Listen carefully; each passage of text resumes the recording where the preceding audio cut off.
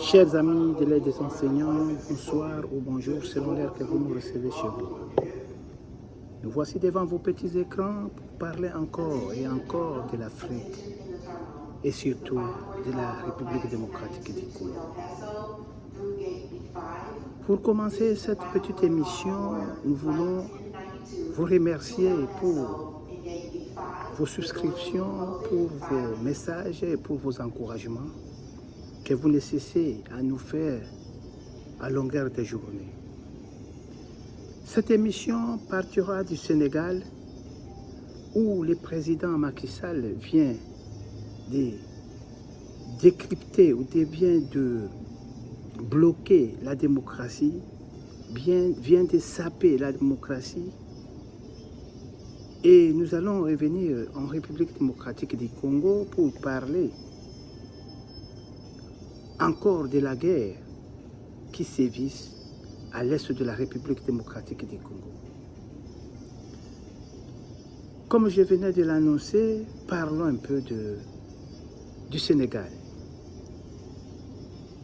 Qu'est-ce qui ne va pas avec nos présidents africains?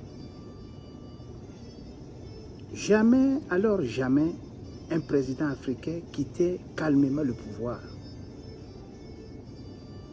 Et même s'il annonçait son départ, il peut aujourd'hui quitter le pouvoir pour que demain, il revienne d'une autre façon, soit par la guerre, soit par la menace, soit par le sabotage du gouvernement qu'il aura remplacé.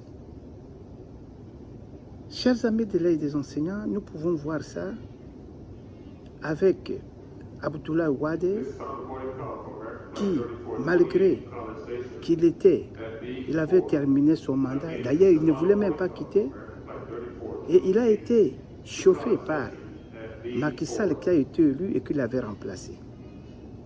Macky Sall le remplace, mais Macky Sall fait son mandat, les deux mandats. Pour partir, c'était tout un problème. Il fallait qu'il y ait des morts. Et pour des morts, le départ du président africain, c'est vraiment un problème. La Constitution, les opposants évoquent la Constitution quand ils sont en opposition. Je prends le cas de Macky Sall, je prends le cas d'Abdoulaye Wade, je prends le cas de Masra, je prends le cas d'Idriss Déby, je prends tous ces gens-là évoquent la Constitution quand ils ne sont pas au pouvoir. Je prends aussi le cas du Congo avec l'UDPS, avec Kabila. Et voilà, tous ces gens-là évoquent la Constitution quand ils ne sont pas au pouvoir. Aujourd'hui, il y a des mutineries, il y a des juntes militaires qui prennent le pouvoir. Et avant de prendre le pouvoir, le premier jour, ils vont vous dire, nous sommes venus passer la transition. Et quand ils goûtent la saveur, quand ils goûtent du miel du pouvoir, les élections sont renvoyées sine die. Aujourd'hui, les problèmes qui se posent au Sénégal, vous n'êtes pas sans ignorer, et qu'au Sénégal, le problème c'est quoi? D'abord, pour que Macky Sall quitte le pouvoir, pour que Macky Sall accepte de ne pas se représenter, il y a eu des morts. Et malgré des morts, Macky Sall n'a pas voulu se laisser ou limiter son mandat. Il a créé des problèmes avec les opposants qui sont aujourd'hui en prison. Et là, nous voyons les cas du gars Ousmane, les Nola, bon, il est en prison. Et les autres de pouvoir, ils sont toujours en prison. Ben, on ne sait pas. Les opposants, Ousmane Sonko, je voulais dire, il est en prison. Et comme raison, il a été attrapé pour raison de viol. Il a violé. Et c'était une histoire, selon les observateurs et les analystes, c'était une histoire montée de toutes pièces. Qu'à cela ne tienne, on dépose les candidatures. Le camp Macky Sall dit, quel que soit le verdict que la justice va donner, Ousmane Sonko ne sera pas candidat. Et ils ont fait ça, ils ont retardé. Ousmane Sonko a été écarté malgré le militaire de recours. Et Macky Sall a préparé son dauphin. Malheureusement pour lui, le dauphin n'a pas du poids politique. Le dauphin n'a pas l'estime de la population et Macky Sall se dit, si je partais avec ces dauphins, nous allons rater le pouvoir. C'est ainsi que il va évoquer, le vendredi passé, il va évoquer la suspension du processus. Et il évoque la suspension du processus tout simplement en disant que les juges ont été corrompus pour faire valider certains candidats à l'élection présidentielle. Chers amis de l'aide des enseignants, on ne refuse pas, les juges ont été corrompus. C'est aujourd'hui que Macky Sall voit que les juges sont corrompus parce que il ne va plus se représenter. Mais alors qu'il a passé les temps avec ces juges, c'est lui qui les avait nommés. Aujourd'hui, ces juges deviennent des mauvais élèves. Il va maintenant chercher. Il a suspendu le processus. Mais mes chers amis, même si les juges ont triché, même si on veut revoir les listes, est-ce qu'il faut une année pour qu'on fasse ça? Voilà, Macky Sall aujourd'hui va mettre, il dit que les élections auront lieu le 21 décembre, dès lors que son mandat se termine le 4 avril 2024. Aimons-nous nos pays? Qu'est-ce qu'ils attendent? Aujourd'hui, les gens ont marché. On ne sait pas quand est-ce que cela va s'arrêter. Et on ne sait pas. Pourquoi toujours des problèmes dans nos pays? Quand vous venez avec des beaux discours, la population vous croit. Mais s'il faut quitter, vous ne voulez plus quitter. C'est ça le problème pour le pays africain, c'est ça le problème pour le président africain, c'est ça le problème pour les opposants africains. Ils s'opposent à tout, ils ne reflètent rien, ils s'opposent à tout. Nous voulons parler un peu de ça et voilà un peu, nous attendons vos commentaires, vos réactions pour que vous puissiez nous donner ce qu'il faut dire parce que on voit bien que ça commence mal. Aujourd'hui, nous avons des présidents, dits présidents, mais des présidents rois. Je vais prendre au Congo-Brazzaville, je vais prendre en Ouganda. On prend encore où c'est Hitler, Kagame. Ce sont des présidents de petits rois. Ce sont des rois et on ne sait pas où on va. Revenons toujours, parlons toujours des petits Kagame, d'Hitler Kagame, qui dans sa vie ne jure qu'à prendre une partie de la République démocratique du Congo. Le Congo n'a jamais envié. Et comme il veut toujours prendre, vous aviez connu Mwanga Chouchou. On l'appelait le roi du cobalt. Dès lors que le cobalt, le Rwanda n'a pas de gisement de coltan. C'est ça que j'allais dire. Mwanga Chouchou arrêté. Vous aviez vu comment les Blancs, en commençant par la France, ont dépêché les émissaires à Kinshasa pour la libération de Mwanga Chouchou. On a vu Sarkozy, on a vu Anthony Blinken, on a vu tous ces gens-là qui sont descendus à Kinshasa pour chercher à libérer Mwanga Chouchou. Aujourd'hui, comme ça ne pouvait pas aller, comme ça n'a pas marché, alors qu'il ne voulait pas qu'on puisse organiser les élections, et vu la pression de la communauté congolaise et du gouvernement congolais pour organiser les élections, nous avions vu comment l'Occident a pu préparer ces candidats. L'objectif de ces candidats, c'est quoi? C'est de prendre le pouvoir et de respecter leur dite en leur donnant le Kivu comme la partie qui sera pour le Rwanda.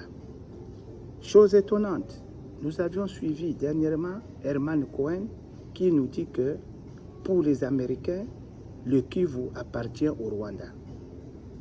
Oui, pour les Américains, le Kivu appartient au Rwanda, mais sachez que le Rwanda ne prendra jamais le Kivu. Et ça, c'est une guerre, comme Laurent disait, c'est une guerre populaire et qui ne se terminera pas. Et que rêve le Rwandais, que passe Kagame, que devienne une autre personne. Rassurez-vous que les Congolais ne vont pas vous donner la partie de l'Est, nous disons le Rwanda, le Kivu. Alors, nous voulons demander à tous, à nos compatriotes, la guerre est au chevet de Goma. Nous voulons dire que tout ce que vous écoutez, hier je vis Corneille Nangaa, notre troupe sont à côté de Sacha, et après Sacha, nous avions barricadé Saké, tout ça. Mais écoutez, croyez-vous que Corneille Nangaa peut avoir des moyens pour acheter des armes, pour donner des troupes, tout ce qu'il faut? Corneille Nangaa, c'est une marionnette de Paul Kagame. Tout ce qu'il est en train de faire, c'est pour faire atteindre les objectifs de Paul Kagame. Mais il n'a qu'à demander combien ont été au service du Rwanda. Nous avions vu avec RCD Goma, nous avions vu Alexis Tambwe Mwamba, nous avions vu la mère Mende, nous avions vu Ndundu, nous avions vu qui encore? Ils étaient nombreux, alors nombreux. Wamba Diwa Wamba, Arthur Zaindi Goma, qu'on mettait au front comme étant les Congolais qui revendiquaient la situation en République démocratique du Congo. Mais au finish, ils ont commencé à les tuer à petit feu. Et aujourd'hui, quand vous les regardez, ils sont tous presque moribonds. Croyez-vous que Corneille Nangaa, Pero Luara, Bibi Kapinga, qui soutiennent le M23, vont prendre le pouvoir à Kinshasa? Et je vois mal que vous puissiez soutenir une rébellion qui vient attaquer, qui vient tuer vos frères.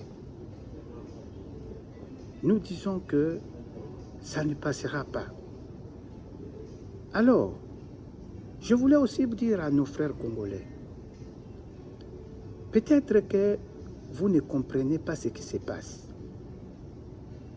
Et la plupart de ceux qui parlent aujourd'hui de la guerre ou de l'invasion rwandaise en République démocratique du Congo n'ont pas vécu ce que les Rwandais ont fait quand ils sont arrivés en 1997. J'étais le témoin vivant et j'ai passé, à l'époque, j'étais en deuxième année de licence. Et qu'est-ce qui s'est passé? Mobutu malade, vu ce qui s'est passé en la crise économique en République démocratique du Congo, les Rwandais ont profité de ça et comme toujours, ils ont usé d'un de nôtres à la personne de Mosée Laurent Désiré Kabila qu'on a placé comme chef de guerre, comme chef de la rébellion, alors que derrière lui, il avait des Rwandais. C'est la même chose qui se passe aujourd'hui avec Corneille Nangaa. Corneille Nangaa n'a pas l'argent, Corneille Nangaa n'a pas de moyens, ou pour qu'il puisse entretenir une rébellion, aussitôt qu'il a quitté le bureau de l'Assemblée de la Commission électorale nationale indépendante. On l'a appris, Laurent Désiré Kabila, ils sont arrivés au fur et à mesure qu'ils avançaient, vu la paupérisation, vu la situation économique que traversait le pays, les rebelles passaient en acclamèrent. Ils passaient avec beaucoup d'applaudissements. On les applaudissait à chaque fois qu'ils arrivaient dans une ville. Ils n'ont pas combattu. La chose qui est différente aujourd'hui, on a compris que ce sont des rebelles et ils n'ont pas la facilité de combattre. Alors, quand ils sont arrivés à Kinshasa, la première des choses, c'était quoi? La première des choses, c'était de détruire tous les bureaux. Ils faisaient sortir tout ce qu'il y avait comme document. J'étais en Ngaliema, parce qu'à l'époque, mon grand frère était ordonnateur délégué de la commune de Ngaliema. J'étais en Ngaliema, à Mongaliema, et je voyais comment ils faisaient détruire les bibliothèques, ils faisaient détruire les livres. Et au niveau même du musée national, ils ont tout détruit. Et ils voulaient quoi? Ils voulaient qu'il n'y ait plus de traces pour ce qui concerne les conflits, pour ce qui concerne tout ce qu'il y a comme attentat, tout ce qu'il y a comme incursion ou évasion des Rwandais au Congo. Mais cela ne s'est pas arrêté là-bas. Ils ont tout pris comme véhicule de l'État. Comment cela a été fait? Ils faisaient du bouclage chaque soirée. Et vous savez que la plupart des véhicules de l'État là n'ont même pas de carte grise. C'est juste l'immatriculation, même pas de carte grise. Et quand ils vous trouvent avec un véhicule comme ça, directement ils vous disent, ça c'est le véhicule de l'État, il vous ravit. Et demain, c'est le convoi qui part. Et tous ces véhicules ont été acheminés au Rwanda. Ils ont commencé aussi à arrêter les politiciens. Et pour arrêter les politiciens, ils ont toujours usé d'utiliser Mosé Kabila. Et en utilisant Mosé, ils ont arrêté les politiciens. Je me souviens à l'époque, on avait arrêté Bemba Saolona, on avait arrêté même les Ndundula. Et c'est à cause de ça qu'Ndundu est parti à la rébellion pour rejoindre le RCD. Et ils ont arrêté beaucoup de gens. Et tout ça, c'était contre la République. Cela ne s'était pas arrêté là. Et quand on parle de génocide, chaque fois que le génocide qui est aujourd'hui comme cheval de bataille, mais il ne parlait pas comment les Tutsis ont poursuivi les Hutus à travers toute la République. Parce que quand les AFDEL entraient, le Hutu fuyait. Non seulement ils les ont massacrés dans les camps de concentration, il y a eu Makobola, il y a eu Tingi Tingi, il y a eu une autre là que j'oublie. Ils ont tué les Hutus. Et les Hutus ont marché. Ils marchaient à pied. Ils traversaient des villes et des villages à pied jusqu'au fin fond. Et qu'est-ce qu'ils ont fait pour ça? Avec l'avènement, comme James Kabarebe, qui était le chef d'état-major, ils ont envoyé les Rwandais jusqu'au fin fond. Je les ai trouvés à Penzoa, je les ai trouvés à Bikoro, je les ai trouvés et ils communiquaient avec le Rwanda partout. Quand il est arrivé le temps qu'ils puissent rentrer chez eux, Kabila a dit, vous nous aviez aidés, rentrez chez vous. C'est là que commence la guerre, le 2 août. Le 2 août, la guerre commence. Pourquoi j'ai dit tout ça?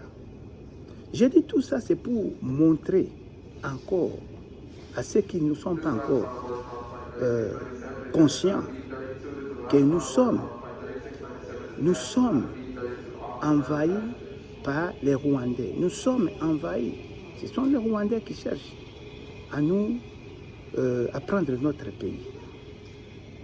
Commenter ou injurier le gouvernement de ton pays, injurier ton président, ça n'a pas de sens. Revenons au bon sens, parce que on aime mieux que chez soi.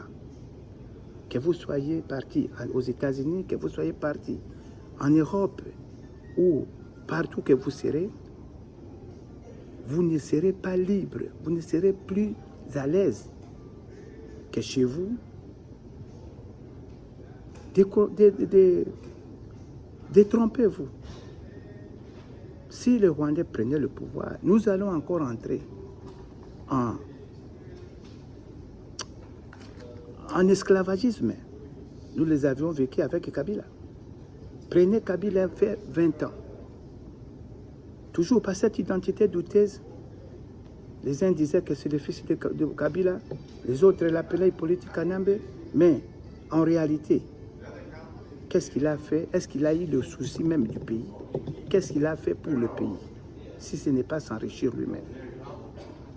Comme les Rwandais avaient raté l'arrivée avec de prendre la République ou de prendre le Kivu avec Mouzé, ils ont cherché, parce que les gens ont été vigilants, ils ont cherché à prendre, à faire Minembwe un territoire des Rwandais. C'est ainsi que Azarias Ruberwa voulait à tout prix être ministre de la décentralisation. Ils sont venus avec le système de 26 provinces. C'était tout simplement un moyen pour chercher à créer l'espace pour que les Rwandais puissent entrer au Congo.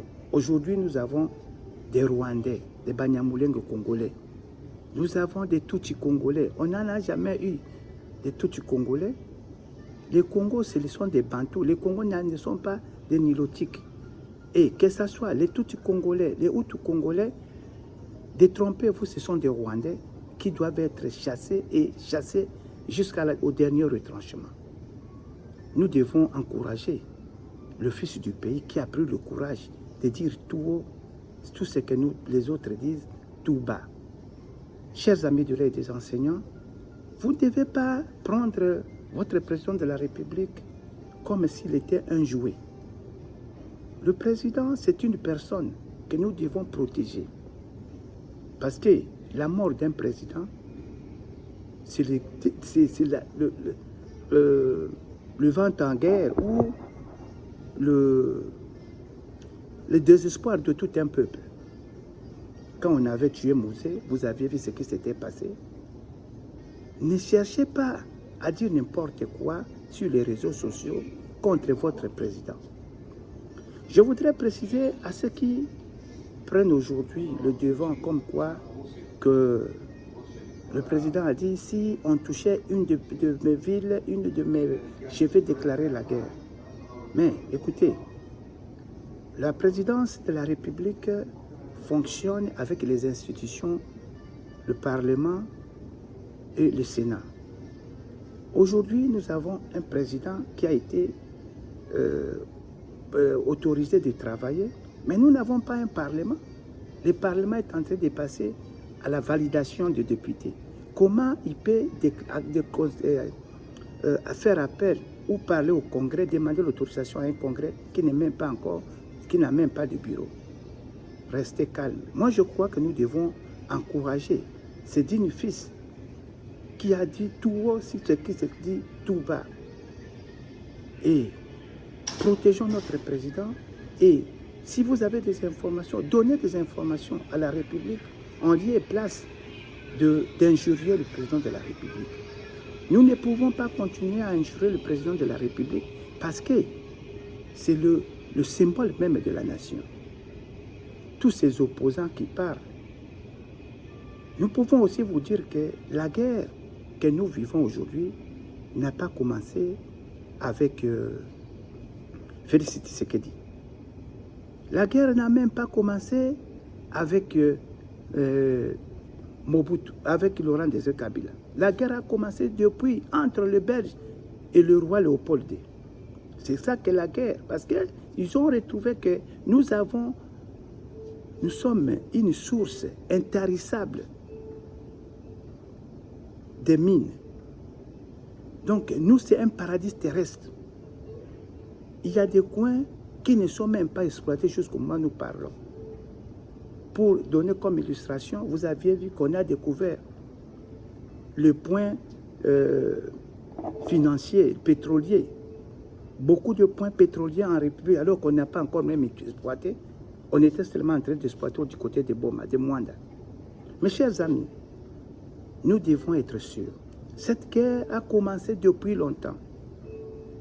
Mobutu a été combattu à cause de ce même pays, la richesse de notre pays.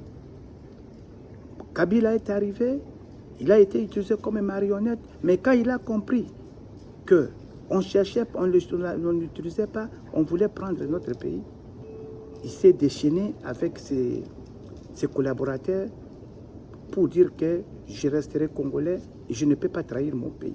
Ce qui est resté aujourd'hui un slogan, ne jamais trahir le Congo. Vous qui soutenez le rebelle, vous qui parlez tous de rebelles, s'il vous plaît, que votre conscience revienne. Vous pouvez être en exil, mais vous avez une famille.